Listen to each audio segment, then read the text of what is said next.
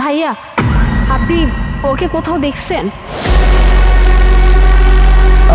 হ্যাঁ, আমি ওকে চিনি, ইনফ্যাক্ট বেশ ভালোভাবেই চিনি। তবে আমার একটা আর্জেন্ট কাজ পড়ে গেছে, তো এক্ষুনি আমাকে যেতে হবে। আপনি এখানে একটু দাঁড়ান, আমি কাজটা শেষ করে আসছি, কেমন? আচ্ছা।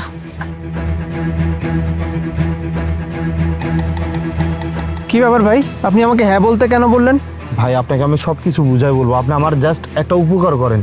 আপনি 50,000 টাকা ওনাকে দেন, দিয়ে বলবেন ওনার হাজব্যান্ডের থেকে আপনি ধার নিছিলেন, এই টাকাটা আপনি ওনাকে দিয়ে দিলেন। পরবর্তীতে আমি আপনাকে সব কিছু বুঝাই বলতেছি। কিন্তু এই কথাগুলো তাকে আমি কেন বলবো? মানে বলে কি হবে এই কথাগুলো?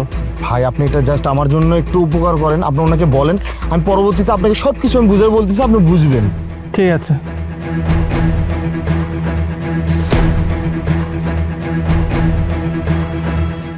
হাবুব, যেটা বলছিলাম যে আমি ওনাকে খুব ভালো মতোই চিনি। ইনফ্যাক্ট ও আমার খুব কাছের একটা ছোট ভাই। মানে এলাকায় থাকাকালীন বেশ ভালো সম্পর্ক গড়ে ওঠে আমাদের। আমি একটা সময় অনেক বিপদের মধ্যে পড়ি, আর ওই টাইমে আমি ওর কাছে 50,000 টাকা ধার চাই। আমাকে বিশ্বাস করে 50,000 টাকা ধার দিয়ে দেয়। সেই যে টাকাগুলো ধার দিল, এরপর উধাও। ওকে আমি এত ফোন দিচ্ছি, এত ওকে রিচ করার ট্রাই করছি, কিন্তু কোনোভাবে ওকে রিচ করতে পারছি না। ফোনটা বন্ধ, জানি না সে কোথায়। তো আপনাকে যখন পেয়ে গেলাম, ভাবলাম এই টাকাগুলো আপনাকে দেওয়া যাক, তাহলে আমি ঋণমুক্ত হতে পারবো। নিন। কি বলেন আপনি?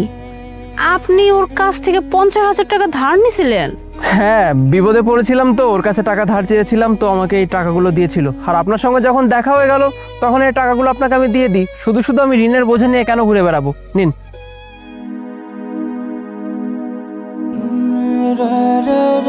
আপনি যে কি একটা উপকার করলেন। আসলে ও বর্ডারে গেছে, তো মেলা দিন হয়ে গেছে বুঝছেন।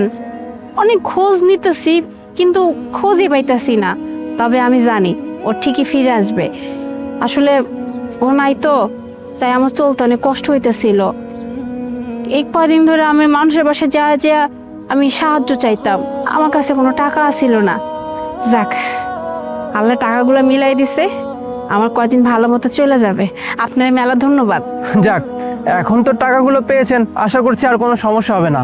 আর আপনি চিন্তা করবেন না, যখনই আমার ওর সঙ্গে দেখা হবে, আমি ওকে বলে দিব যে আপনি আমার কাছে এসেছিলেন আর ওর খোঁজ করছিলেন। আচ্ছা ঠিক আছে, তাহলে কিন্তু আপনার যখন আবার দেখা হইবে, অবশ্যই কিন্তু বলবেন যে আমি অপেক্ষায় আছি, আমার কাছে যেন জলদি চলে আসে।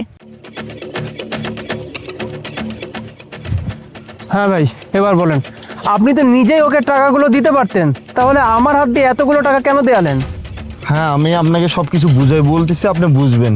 ওনাকে দেখলেন না, ওনার হাজব্যান্ড আমার ফ্রেন্ড, মানে আমরা একসঙ্গেই আর্মিতে জব করি। আসলে ঘটনা হয়েছে কি, আপনাকে আমি বলি, বুঝতে পারবেন। মানে আমি বুঝতে পারতেছি না কি করব। আমি বাসার পার্সোনাল কাজ পড়ে গেছে, আবার স্যার ফোন দিয়ে বলতেছে বর্ডারে যেতে হবে, বর্ডারে যুদ্ধ লাগছে। আমি এখন কোন দিকে যাবো আমি বুঝতে পারতেছি না। এক কাজ করি, আলিপ তো আছে, আলিপরে পাঠাই, সব থেকে ভালো। হ্যালো আলিপ, তুই একটা কাজ কর, তুই এখনই বর্ডারের উদ্দেশ্যে রওনা দে। হ্যাঁ, বর্ডারে যুদ্ধ লাগছে, তুই ওখানে যা, আমি 2টা দিন পরে আসতেছি। আচ্ছা ঠিক আছে, এখনই বের হয়ে যা। যাক, ভালো হয়েছে।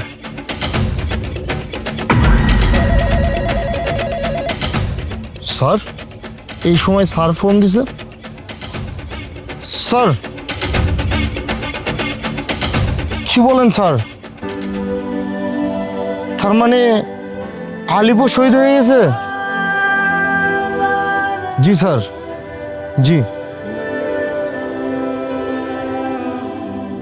মানে আলিপও শহীদ হয়ে গেছে, এখন আলিপের ওয়াইফে আমি কি জবাব দিব? মানে এটা আমার জন্য এটা কি হয়ে গেল?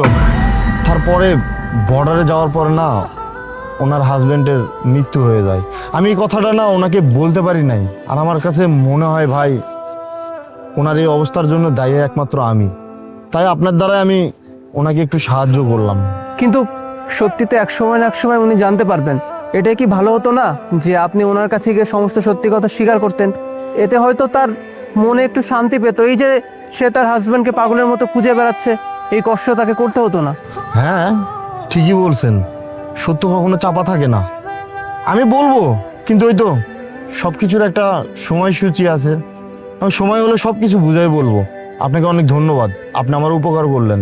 যাক, আপনার উদ্দেশ্য যেহেতু ছিল তাকে সাহায্য করার, আশা করছি টাকাগুলো দিয়ে ওনার ভালো কাজে আসবে।